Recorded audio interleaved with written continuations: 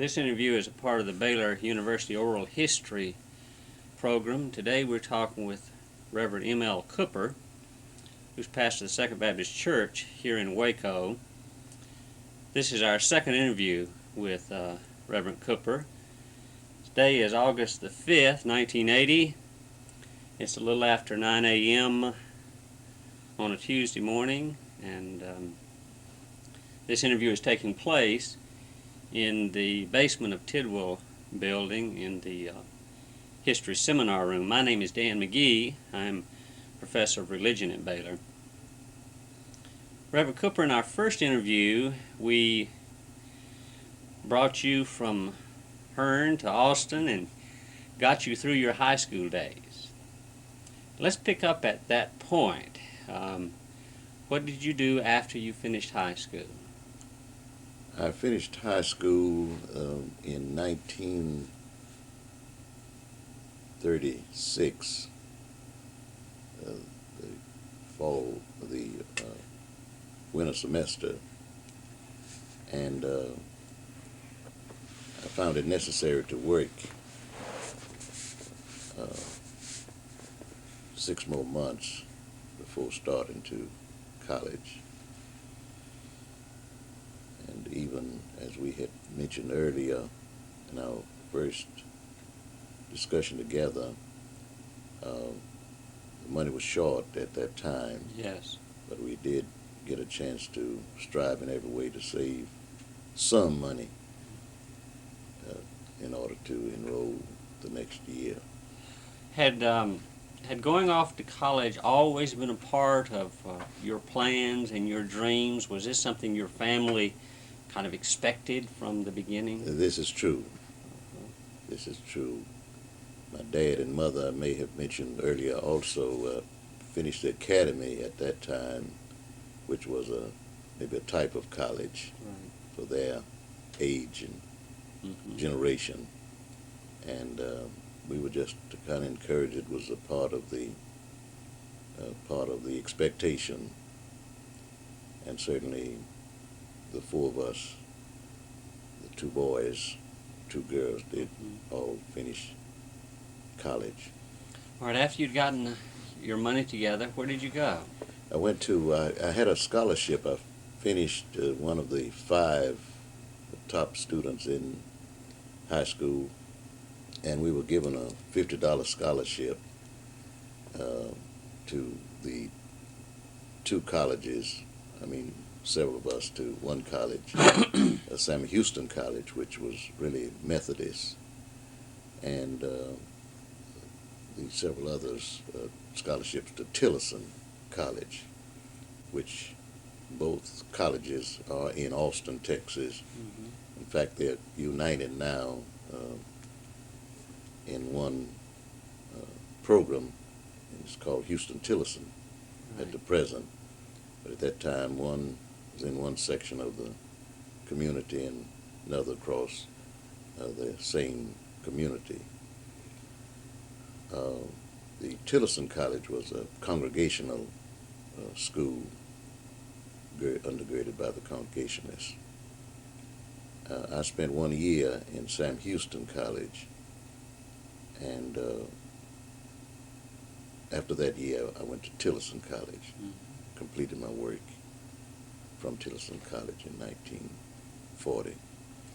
Well, let's talk about those. Well, first of all, that decision to go to Sam Houston. What were the factors that contributed to your deciding to go there originally? A $50 scholarship. The $50 scholarship. Was that quite was encouraging. And Right. It was, this of course was in your hometown. Right. Did you live at home? Right. I see. I lived at home. In fact, as I attended both colleges, I stayed at home. Right. At that point in your life, did you what were your vocational goals? Were you aiming at becoming a minister then? At that time, my ambition was to become a doctor. And I majored in science. Because that's science, chemistry, math, all that, the part of the curriculum that would make up such I was hoping to get a BS, Bachelor of Science degree. I did finish Tillerson with an AB degree, majoring in education. I mean, my major, pardon me, my major was chemistry and science, and my minor in education. And it was at this point that, well, upon completion of my work, I discovered that to try to get in med school was just really out of the question. So then a door opened at that time. This was 1940. A door opened at that time in Austin, a chemical laboratory. And there was a Mr. Robert Aycock who owned this laboratory. It was privately owned. He was seeking someone to sort of become his his junior chemist, I think is the name. And he sought Tillerson College to see if they had a recommendation, and my name was recommended. And he interviewed me, and we seemed to agree on the spot that he would want me, and certainly I was looking for a job. Yes. And I worked there throughout. Well, the war had broken out then, and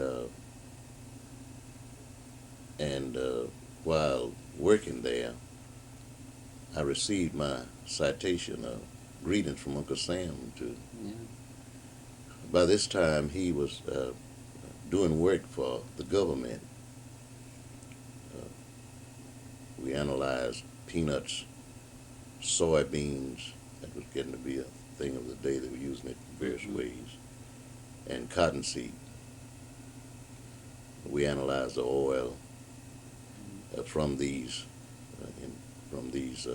different products, and we would send in. So we had samples come in of soybeans, peanuts, and cottonseed from the various GNs, and these reports would be sent back many times overnight. When I got my reading, I called him up and told him, like Uncle Sam wants me. He said, well, they can't do that. I said, well, I hope you can tell him, convince him. And he did go before the board and told him the importance of the work that we were doing. I didn't know how far-reaching it was, but we were doing analysis for the government. All right, we'll pick that story up in a moment. Let's go back to your college days and give a little more attention to those if we could. During those years, who were some of the more important people that you remember during your college years?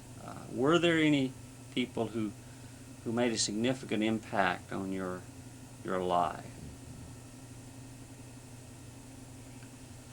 We had that, I guess there were various ones.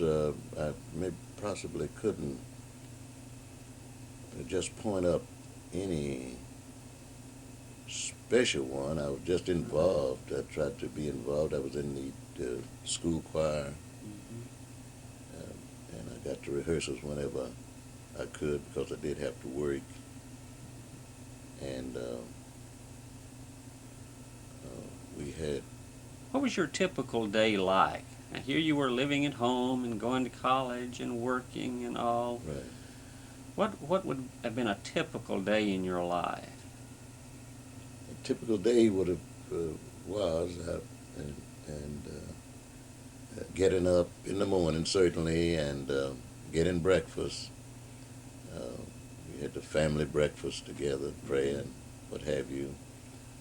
The other brother, I was the oldest. My other brother, 14 months younger, he was just behind me in his academic work.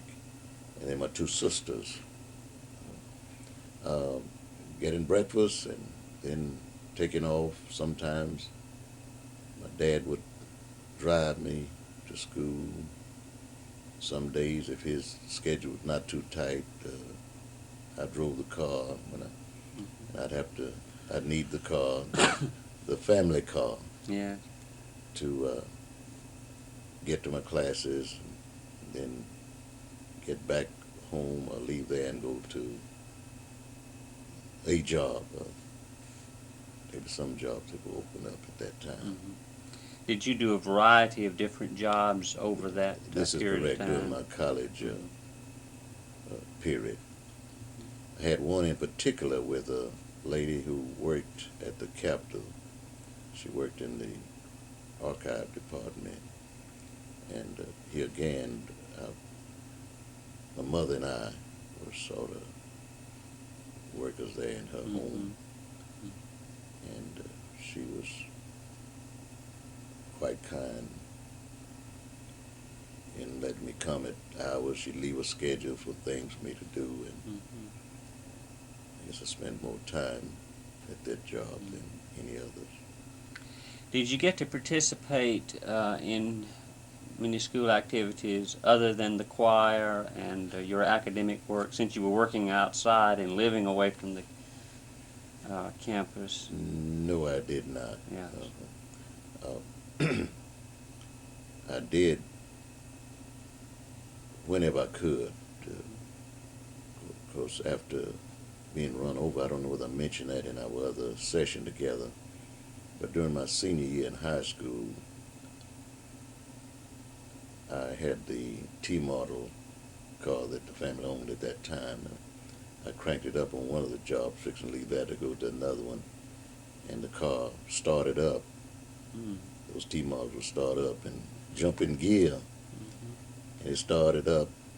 I got it started by cranking it, and it jumped in gear and knocked me down.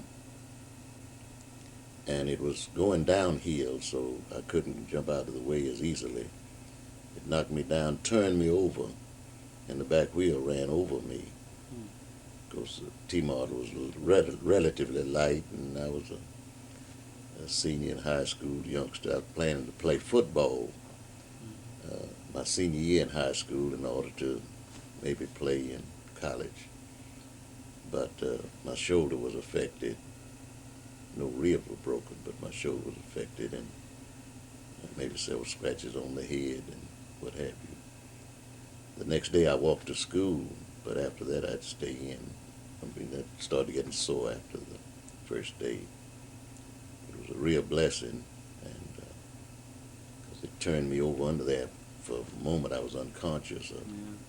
For a short period, I was unconscious of what was really going on. Went on down to the bottom of the hill and stopped.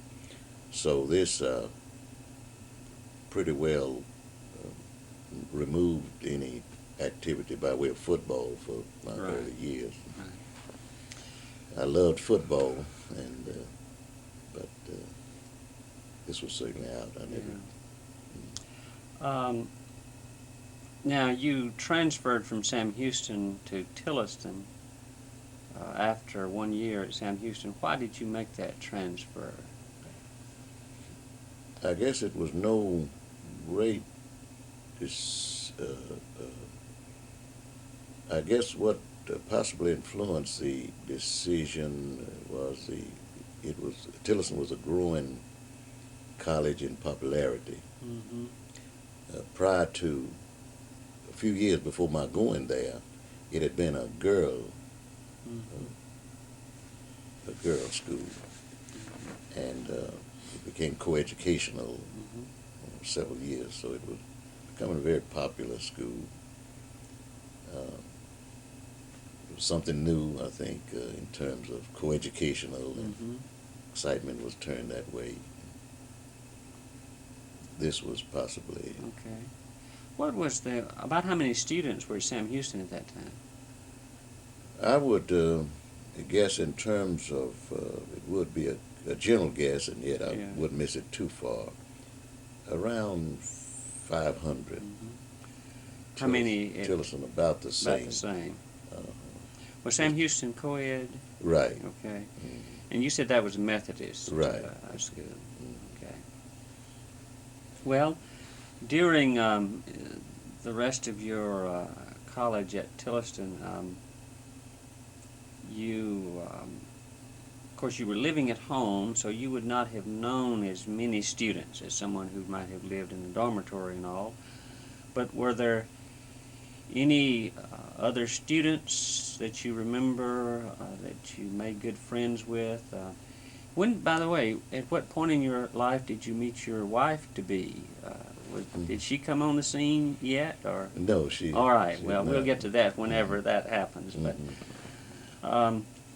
were there any college students that you remember and that you maybe kept track with, or not kept up with? I guess during those periods, I did have friends. Mm-hmm. One in particular was a young man from New York who came from New York on scholarship to play basketball.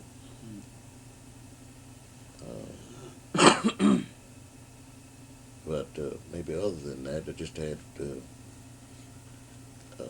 friends of maybe varied sorts.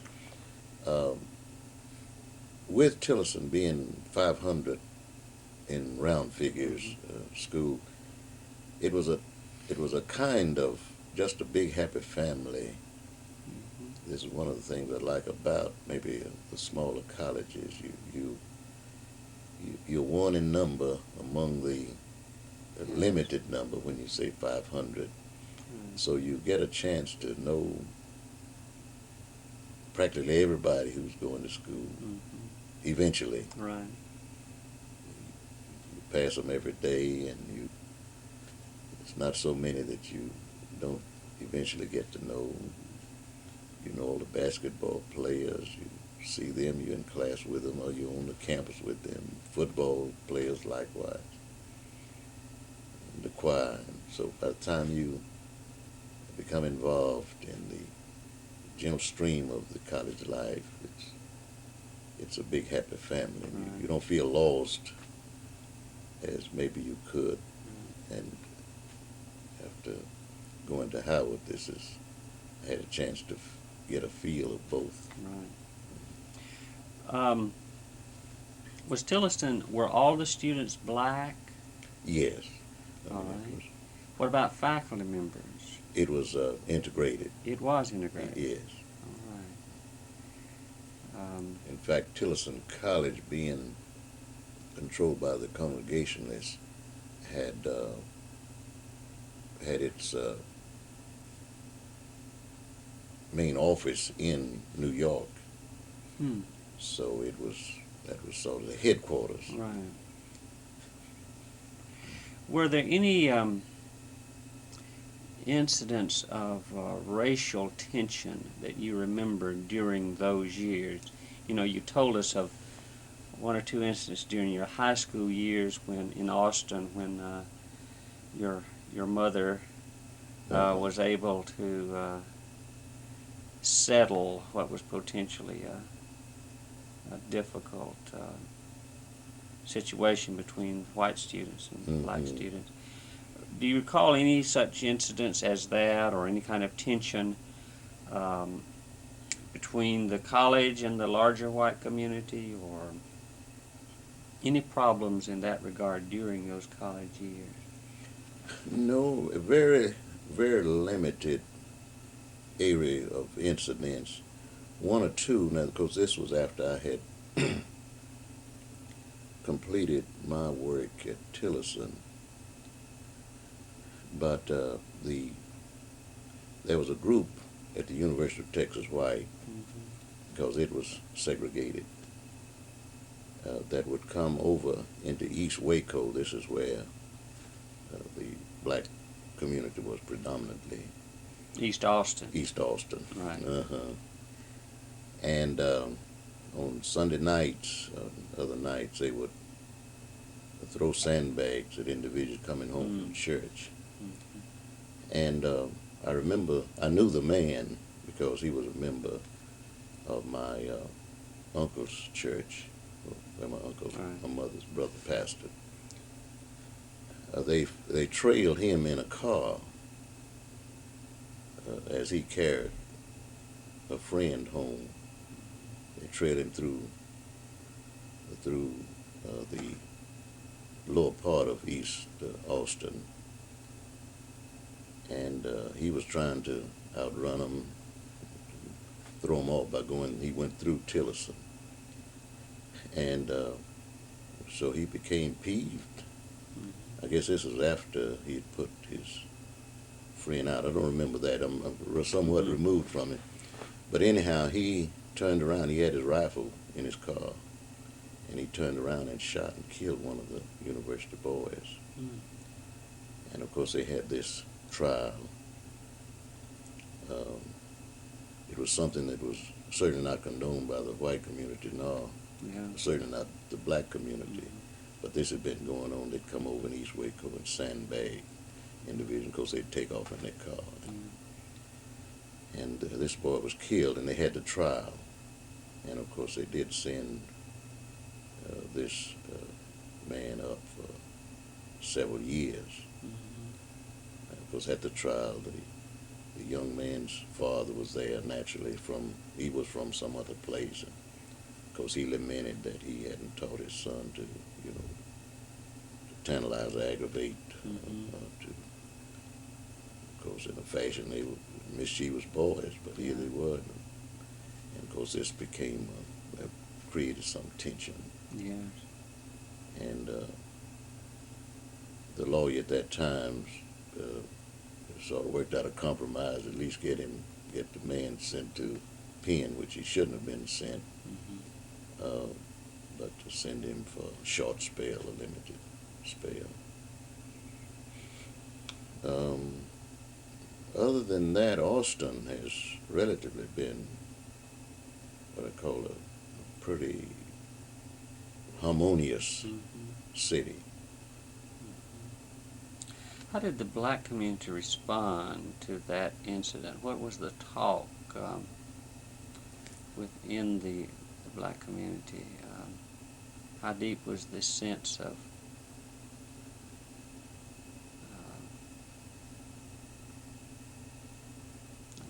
sense of frustration and disappointment at the trial and all of that? Mm-hmm. Do you remember much talk about it? Well, I guess one or two things could be said. One is certainly they lamented that here, in order maybe to bring the thing to a close, the aggravation and agitation of mischievous white youngsters from across town, seems that the police, I know many times they can't, but whether they were doing that job as they should have been is question. But it was a lament that certainly someone got killed before it was somewhat brought to an end. And it was lamented that here a man had to go to the pen because of such an incident. But I guess what helped to maybe ease the tension some is that maybe in other places he would have been sent up for more time, or maybe even more punishment would have been. It was a kind of this is a thing that we need to do to pacify both. Yes. Did you say that this man was a member of the church that your Yes. uncle pastored? Right.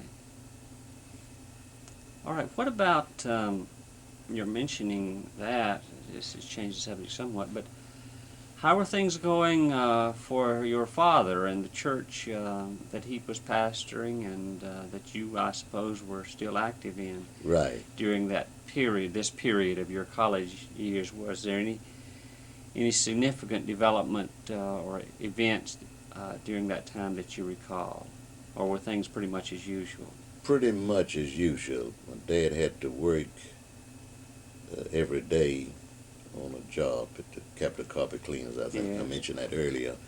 And so it was just pretty well things in general, Sunday services, Sunday school, morning worship, training union, and night service.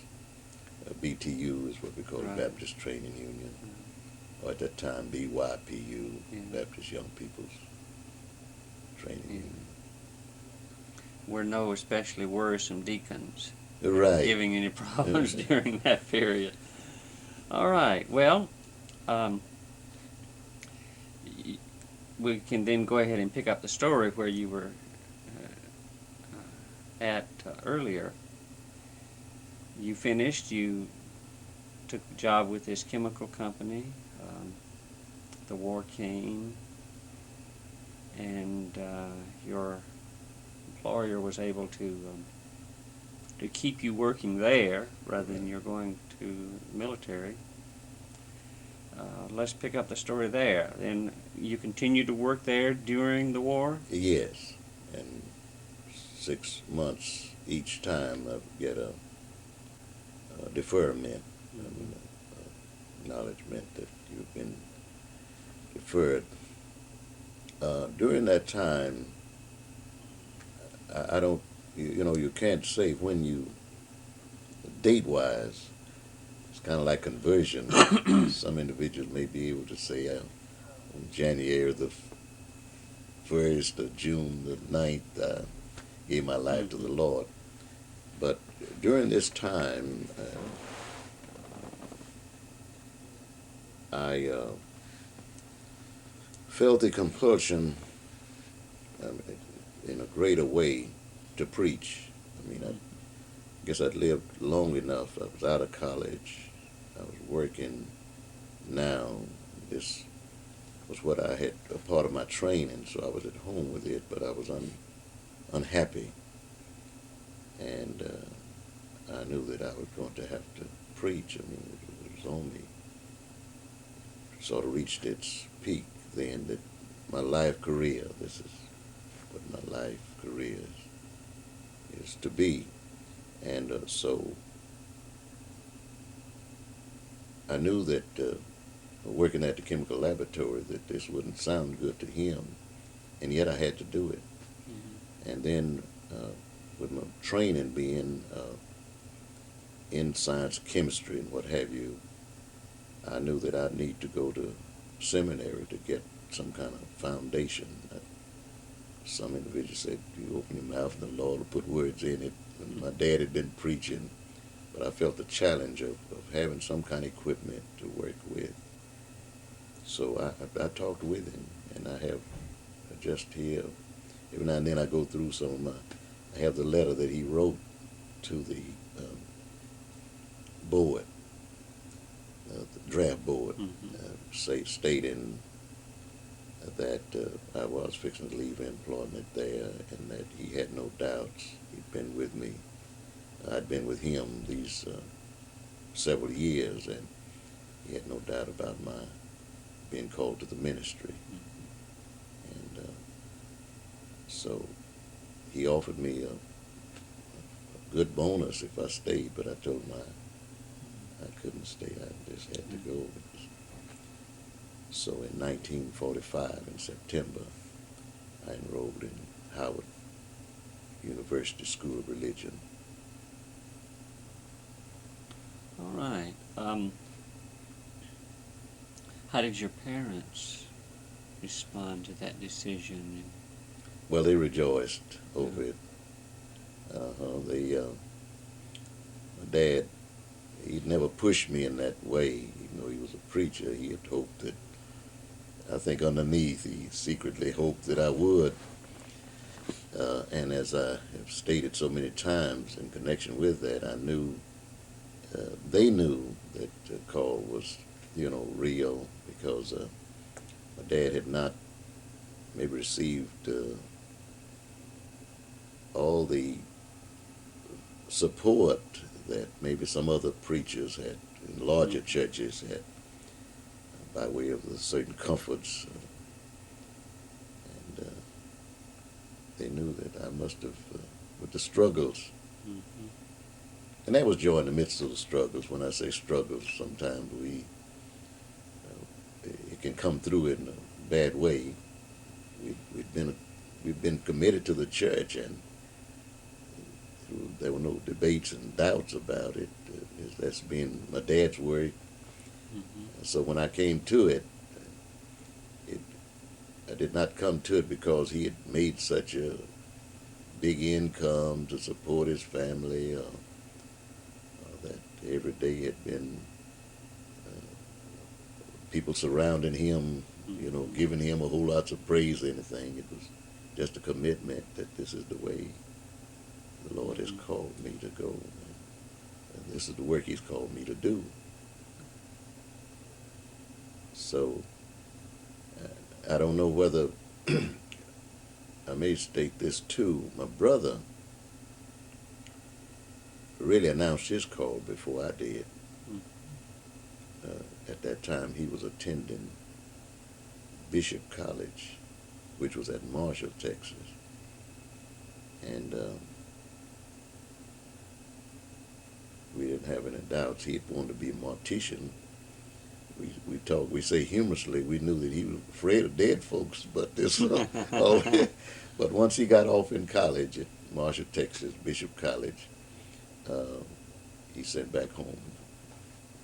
So this was a year or so ahead of my announcement. He wanted to come home several times, but I was working and single. We just told him, as the oldest son, I told him stay there, and I'd help Dad and the family keep him there. So this was a commitment that I'd made with the family and with him to help him stay there, because he was the only one that went off to school. Yeah. Why did he go to Bishop, by the way? Well, it was a Baptist. It was a Baptist school, right. And we really felt that being a Baptist school, this preaching may have been underneath there, and that he gets away from home. Maybe he's trying to run from it, and maybe he's trying to run to it, with Bishop being a Baptist school. So. All right. Well, you went to Howard. Yes. That was a little ways off, wasn't it? That's right. Tell us about that journey and how things began with you there. Yes. Well, one of the things that comes through, I guess I wonder sometimes myself why I selected Howard, but I had an uncle who had gone to Howard, an uncle who was married to my mother's sister, and he was quite a theologian through the country. He headed up several of the schools. In fact, he my dad's sort of college president and dean in the religious area. He had finished there maybe the early 1900s or before even. And we had just one or two schools that we could go to in terms of my knowledge of and choice. There was a school at Gammon Theological Seminary in Atlanta, Georgia, but it was Methodist, and of course you did have maybe during that time certain individuals that had certain likes and dislikes if you were Baptist or Methodist. I didn't want to just necessarily go to a Methodist seminary, being a Baptist myself and hoping to be a Baptist preacher. I had many friends who encouraged me to go there. I had Methodist friends, and they said, well, if you're going to seminary, go to... I didn't... So Washington, D.C., Howard University, which has been one of the top names among blacks, Tuskegee, Fisk, Howard University, Gammon Theological Seminary. Those were some of your top schools available. And so Howard University, Washington, D.C., this all rang a bell with me. And I made that choice. Right. I hadn't saved a whole lots of money, even working at I had invested some, working at made a right good salary, working at chemical laboratory, maybe kind of among the top salaries that were given at that time. I had invested in some property, so I did a little property. I kind of used the family car and shared the expense with my dad. During those times, he only needed to get to work. He didn't do a whole lot of running in the car, and so it left me to kind of use the family car. So I didn't have to buy a car, and I put my money in some property, and I still hold to it now, trying to develop some that I bought during that time. So I got off the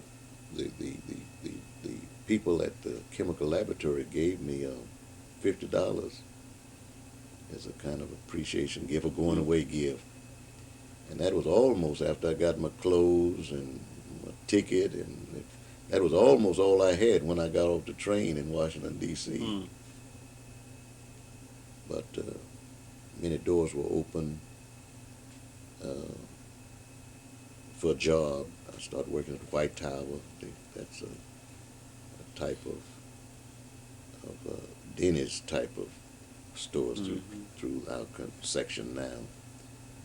White Tower, they're all over the east. These are restaurants? Restaurants, because we get a chance to clean it up. And I worked there a short time, and then scholarship came open there at the seminary. I took that. And then in the summertime, I would go up to Connecticut, right out of New Haven, and work it in Madison, Connecticut. And I often tell it, we just never know how the Lord opens doors for us. Actually, when I went to Sam Houston, which was just 1 year, I had a professor there who was from Madison, Connecticut. And when I got to Howard, he was working in the liberal arts department at Howard. And at the end of my first year, he called me across the campus and told me, I didn't know what I'd do. I didn't have enough money to get back to Texas. If I went to Texas, when I would come back, I wouldn't have too much money.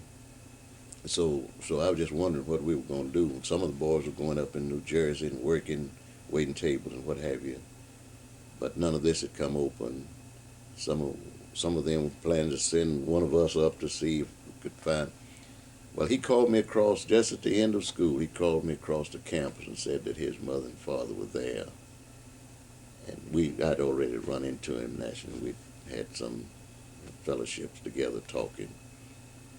And he said, my father and mother here, and they have a summer resort. It was a kind of a motel and type of place in Madison, Connecticut. And he said they're looking for some young men that they can appreciate and know their reputation is all right to work there as waiters. And he said, I told him about you. And he said, if you go, I guarantee you'll leave there with $400 or $500 in your pocket. And that was my first summer. So I went there each summer after that. And I left there with $400, $500, sometimes $600 after being there all the summer. And that was a whole lot of money to get back to school. Do you recall the name of the motel? It was called the Dolly Madison. The Dolly Madison. And who were these people who owned it? They were the Williams. Arthur Williams was his name. He was from Jamaica. And they had a home there in Madison. They had sent their son to, I think he finished from New York University somewhere, but he came to, there was an opening in Austin at Sam Houston College, and he went there for a few years, and then he made it back. When I got to Howard, he was working in liberal arts there. All right, tell us about the education at Howard. You were involved here in religious studies. Right. What do you recall about that? Was this a kind of new world for you, or not? What were some of your favorite subjects? Mm-hmm. Or favorite professors? Mm-hmm. What was it like? Here now you had listened to a lot of preaching Right. in your life. Was there anything new and different about those studies than what you had encountered earlier? I think more or less the change in the pace certainly was different. And one thing which kept us moving, we were on the quarter system. This was one among maybe the many little changes, differences that existed. So by the time you started your quarter, and you had term papers in each of your subjects, most of your subjects, and it was pretty hectic. Kind of kept us on our toes all the time. 3 months you were rounding up, getting ready to go into the next quarter, and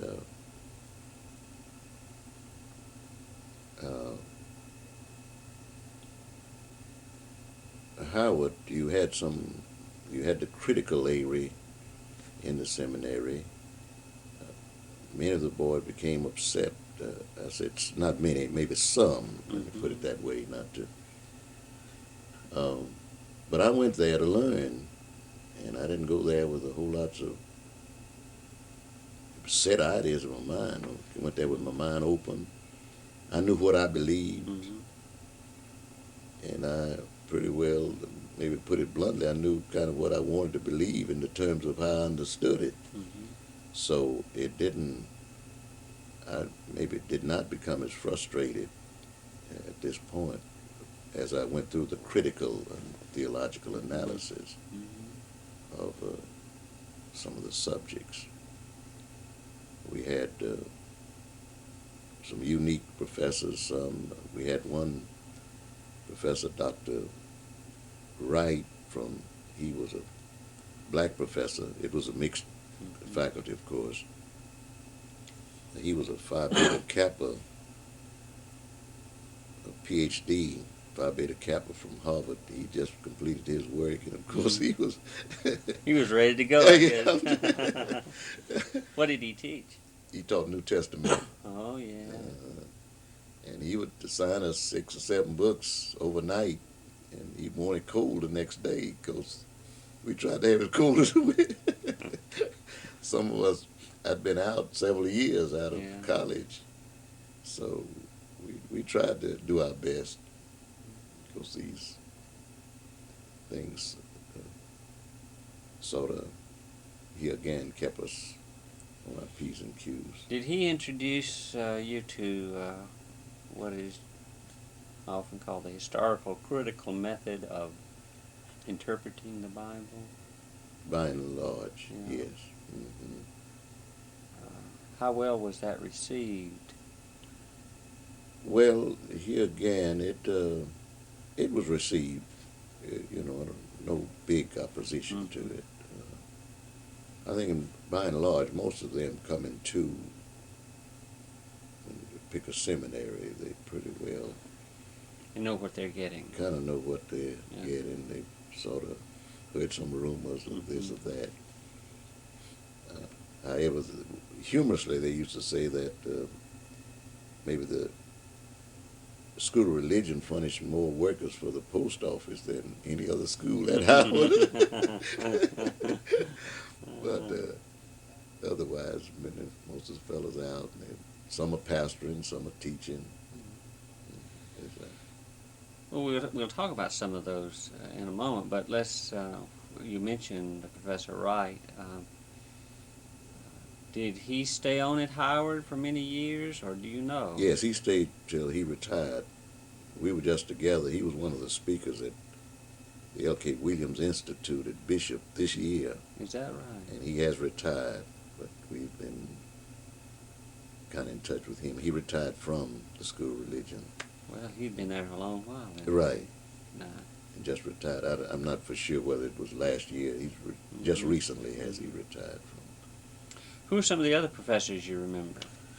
We had a Dr. Banner. He was a PhD from Columbia. What did he teach? He taught Old Testament. Was he there for a long period of time as well? Or? Yes, he was there for a good period, I'll put it that way. I didn't get a chance to keep up with just year after year, and yet I have been back to Washington more or less in the summer every 3 or 4 years. Were there any other professors you remember as significant? Well, it was one, Dr. Shift. He was unique in that he was our new Old Testament teacher, and of course he was kind of up in age now. We had great appreciation for him because he was from Israel, from Germany, pardon me. Some of his parishioners were those whom Hitler had put in the furnace, and many times when it would come on him, he would see him weeping, you know. He pastored there in Germany, and he taught there several years because he was up in age. Yes. And very fine person.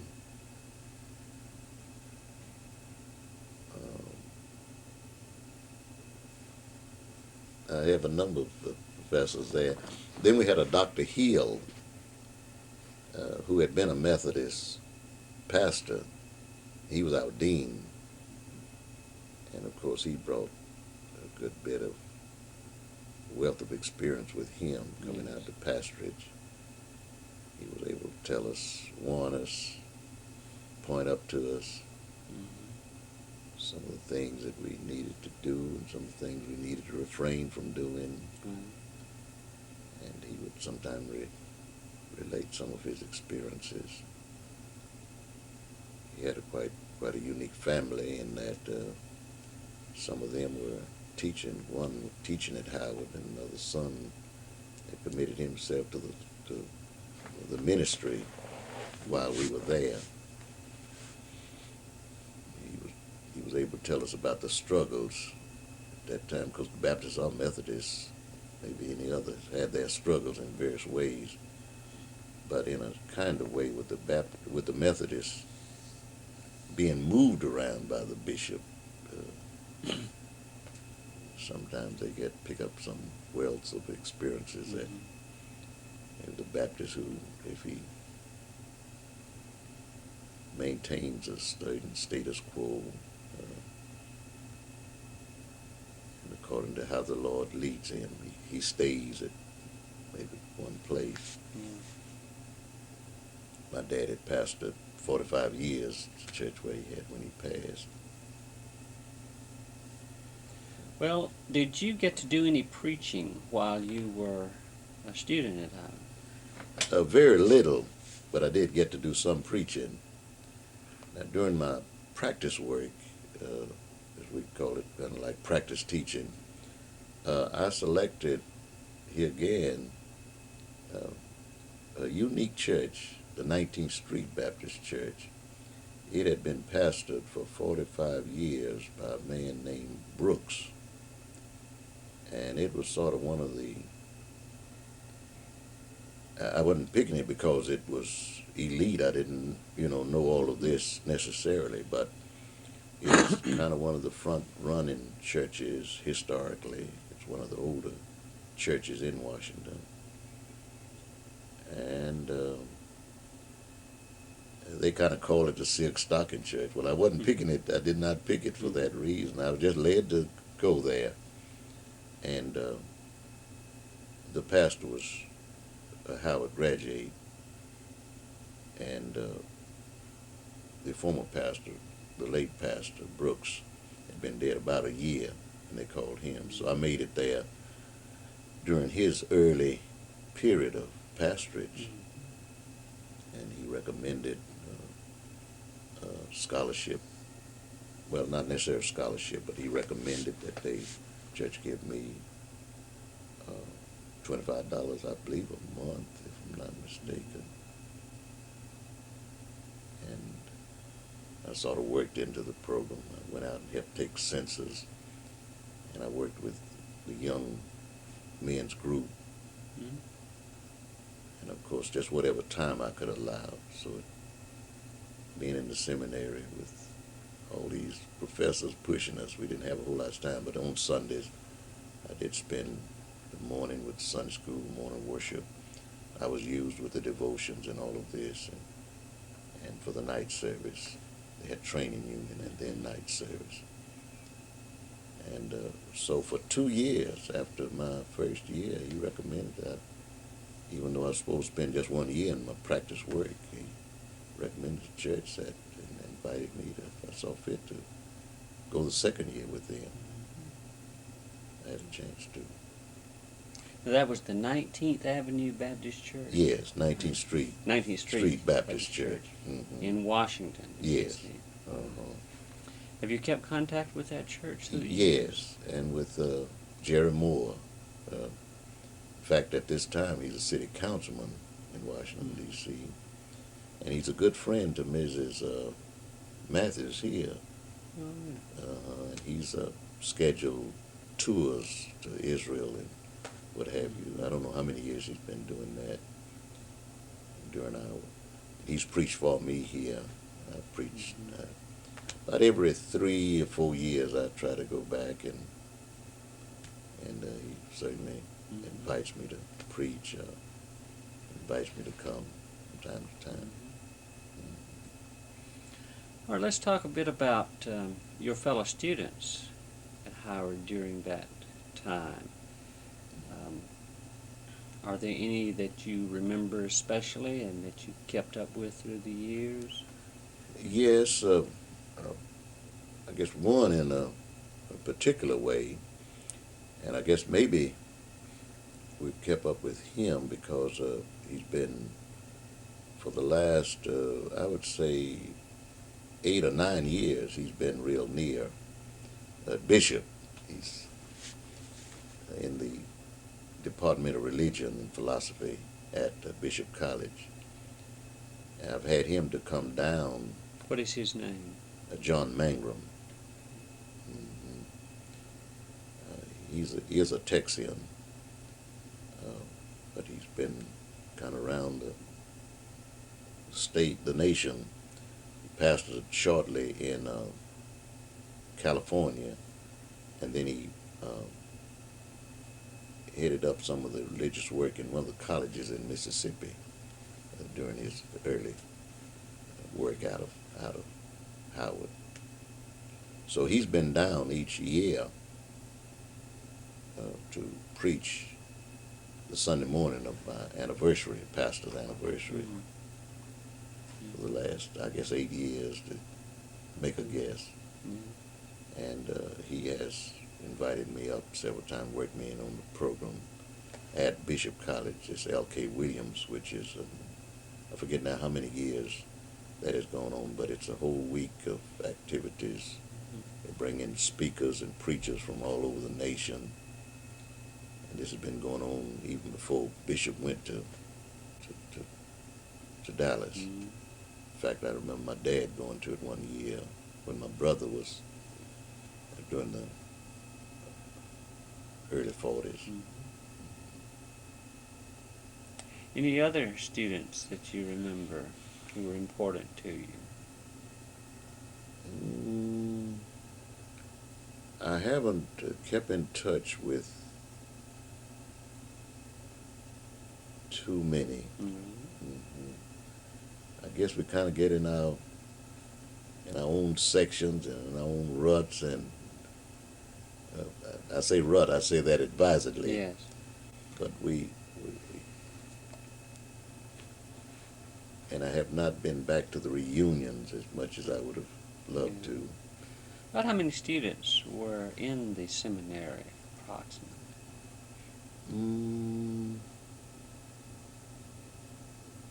Taking a guess, I guess it would be about there were about 30. Were they pretty well from all over the nation? Right. Pretty well. All over. I've stayed in touch with some. I mean, we get to meet here and there. I guess the L.K. Williams Institute, maybe. I remember one of my classmates, or at least schoolmates from Oklahoma City. He would come down to the Institute and we'd get to meet there and have fellowship. Because many of the others have gone out to Detroit, around the New York area, and one or two others, California. All right, how long were you at Howard? 3 years? 3 years. So you were finishing up there in 1948? 49. Yes. All right. I really had to spend maybe extra quarter. Right. So three years and a quarter. All right, what did you do then? When I completed my work, upon completion, I went back to Connecticut to get me some money, a waiting table. I went on up to Boston where my brother was living. I didn't want to live there necessarily. I didn't have any hankering to live there. I wanted to just get the experience of living. And when winter set in, and I heard the ice change every morning I woke up and every night I went to bed, I finally told him, I said, well, I'm headed for Texas. He led me to several opening churches that were vacant. I preached there, but I didn't worry the Lord any to open the doors for me. And I came back to Texas the early part of 50, made kind of a little tour to visit my family on the way from Boston back to Howard for a quick visit, to Detroit where my uncle lived, and Oklahoma, and then on into Austin. I'm coming in. That was the first of 50, through the holidays of 49, first of 50. And I worked there with my dad for several weeks, and I was looking for an opening somewhere to pastor. And this was kind of my hope to pastor. I went to a church in Georgetown that was vacant and preached there in March of 50. And they called me. I was single. They knew my uncle. In fact, that church was a part of the St. John District Association, of which my uncle was moderator. He'd been moderator a good number of years, and they loved him. There was a member in the church who had been along with my mother and dad, in that my dad had pastored them out in Norman G, Texas, the family, pastored family. So they halfway knew me, kind of knew a little of me through my dad and mother, and they called me. And I pastored there from March of 1950 to February of 1958. What's the name of that church? Gay Hill Baptist. Gay Hill Baptist Church in Georgetown. Yes. Well, let's talk a bit about that church. What was its history? What was its size? What were What were its members like? Mm-hmm. Let's get a profile of that church. Yes. Well, it was a small congregation, and of course they were full time, which many small churches don't like to take the challenge. They paid me a small salary, and I would go up. I had to drive up from Austin. I mean, couldn't pay enough for me to live in Georgetown, and the salary was only large enough for me to maybe kind of cover expenses and getting there and getting back home. And so it really was not a living salary in any terms of the word. But I tried to go up on Wednesdays for prayer meeting, and then Sunday all day they had a place for me to stay and a place for me to eat whenever there. It was, I forget, I don't remember now how long, I guess I could look that up, how long the church had been organized, but it was kind of maybe undergirded by one family, by and large. I mean, you had more members, but you had one family there that maybe was sort of the core of the church. What was that family's name? The Jeffersons. Their mother, and there were two brothers who were deacons, another brother who was a member, and then two sisters. One was a teacher in the public school. Right. Was it the only black Baptist church in Georgetown, or were there? No, you had, just by way of numbers, but you had several other black churches. All right. In fact, one just over from there, in that same neighborhood. You had about, you had about four churches, four Baptist churches in Georgetown. Well, what was it like pastoring them? What did you do? You said you went up on Wednesdays and you were Right. there on Sundays. Right. So you preached and you taught. Mm-hmm. Did you do much pastoral work? No. You didn't have the opportunity to, Not did the you? opportunity. Actually, many times I guess I heard it somewhere along the line that actually when you pastoring these churches of that sort where you go in, you're really visiting pastor, is what it really ought to be called. Because you don't get a chance to set up and work with and lead forth with too many programs as programs of evangelism and all of this. Well, was that a bit frustrating to you or not? Here you had trained to be a pastor and you'd wanted to, and this was for a period of 8 years, wasn't it? Mm-hmm. That you pastored in a situation that by its nature limited Right. you in terms of what you could do. How did you feel about that? Well, actually, this was, I guess we sort of peg ourselves, and this was sort of how I had pegged myself. First, I was single, so I pretty well knew that there were certain limitations as to how far I could go single.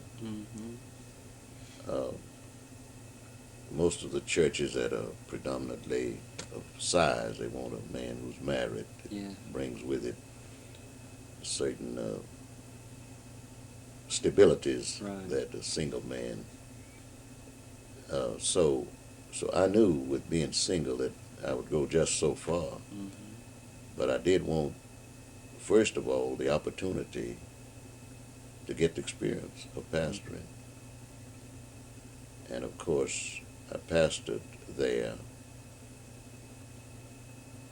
And yet, I guess I did not become too frustrated in one fashion as maybe it would seem. Living in Austin, I member of the Baptist Ministers Union. And of course, on my coming back, they had a spot open for secretary of the Baptist Ministers Union, so I became that. When I got back to Austin, the NAACP effort had sort of died under the leadership. They called on me to become the membership chairman. And I accepted that because at the end of the membership drive, they made me president of the NAACP branch, Austin.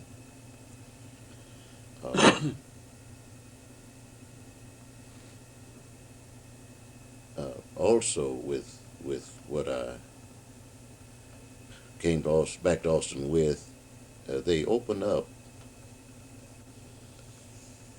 a school out at St. John.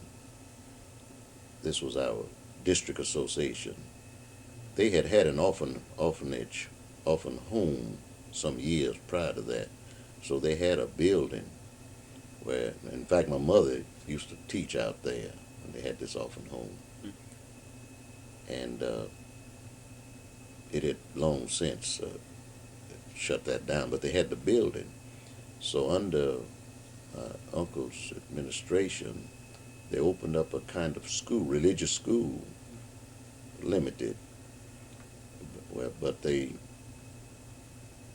just being out of seminary, they made me one of the teachers, one of the front teachers, and maybe I had most of the responsibility of teaching the laymen that would come.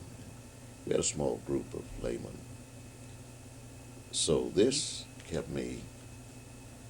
You had plenty of things to do. That's right. Yeah. That's right.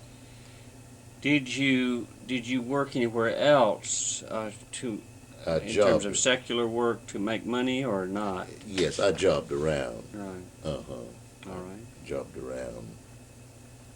Being single, staying with my dad and mother, I didn't have a great overhead of room and board. And so this gave me a little opportunity to. Let's talk about your work with NAACP. How was its work going? Now, you were there, of course, in 1954. Right. Which was a significant year for NAACP and the whole civil rights movement with the Supreme Court decision. Right. What was it like? What were some of your tasks? What were some of the difficulties of that period that you saw from the perspective of working with the NAACP? Right. Because one of the things, you had to keep a certain stimulant to go into by way of membership. You had a number of challenges locally and across the nation. This was kind of the real fight, the civil rights fight was getting underway. And at that time, I guess with no racial problems as such, I mean, where you had conflicts racially in Austin, the biggest, I guess the greatest thrust we had was to keep speakers coming through. We had this, we had to name one or two. We had the dentist who was run out of Mississippi because of his stand. We had the young lady who kind of led the sit-ins in Oklahoma City, the restaurants, teenagers, to name just a few. We had a bunch of all these individuals who had made some strides in the civil rights fight where it was rough going. They were kind of listed, kind of rooted through. And so this kept the membership even though we didn't have these problems, we knew they were still our Yes. problems. Yes. When the civil rights law came through his legislature, we were the first branch. I set out to ask our school board to follow the civil rights law at that time for integration, to start with integration immediately. I was able to get 400 and some odd names kind of overnight, so to speak. In fact, the press got it out ahead of, which really kind of put fire under me to meet the deadline they'd set up. We were going to do it, but we weren't possibly going to do it that quick. Yeah. And so when the school board met, we had 450 names. I presented as president of the branch. Of course, this made headlines the next day. I think I have a picture now of my presenting the petition to the school board. Were these names of people from the black community? Right, from the black community. And they were dropping them in my box, mailbox. My bedroom was right in the front porch, right near the front porch, and I could hear from the various churches. We circulated petitions in our churches, and these pastors got their members to sign them. So we had. How close was the operation of NAACP with the local churches? Of course, the black church, if I'm really, the black church has really been the forerunner of whatever our main fights and the thrust have been. In fact, many times when I run this through or go back, actually the black church has really been kind of the church. It has been the church, but it has been the community center in terms of activities. It has been even the school, public school. Here and there, the black church was church on Sunday, and on Monday the kids came to school. And so the black church has really been, in fact, the black leader, and I often say this to Second Baptist, that I'm only looking in two directions for my livelihood and future. First is to God and to them. So if I keep my material things in order, I don't have to look to the bank and to this financial institution or that one for my living. And of course, this is predominantly the position has been. So the black preacher has been probably the only independent leader in the black community. And many times he has not been. Yes. You Yes. know. Well, now, let's see. The NAACP was organized about 1910, I think, somewhere along there. I don't know how quickly it set up branches throughout the South and all, but was your association with it in Austin in the early 50s, was that your first association with NAACP, or had you been associated with it earlier? This was my first really association. Had it been active there when you were there as a youngster, or do you know? It had been there, but maybe not as active. This is what. Plus, sometimes, well, being in school, having to work, and this and that, I didn't have an opportunity to really become as involved in maybe some of NAACP or even some of the other. I remember going to one or two meetings where they were trying to get the YMCA going, but I didn't have the time to certainly didn't have no money. Mm-hmm. I mean, I was trying to make it. So my coming back, he had time and maybe a little know-how, and being one of the sons of the city, I grew up there. Too old. Did any people in the black community discourage your working that way with NAACP and on the projects you were working on? Very little discouragement. Did you get any fire from the white community? I received, well, by way of letter, one threat, but that was all. Other than that, Do you recall any whites who during that period were especially helpful to your cause? not too many. No, I don't remember. Okay. Mm-hmm. Were there any whites members of NAACP in Austin then? You had a very limited number. In fact, it became kind of amusing. We had a white who met with us, and then all at once we knew he was sort of interested, and he met with us regularly. And then one morning we read the paper that they were looking for him. He was a communist, and he had skipped town because they did not tie us in with this any.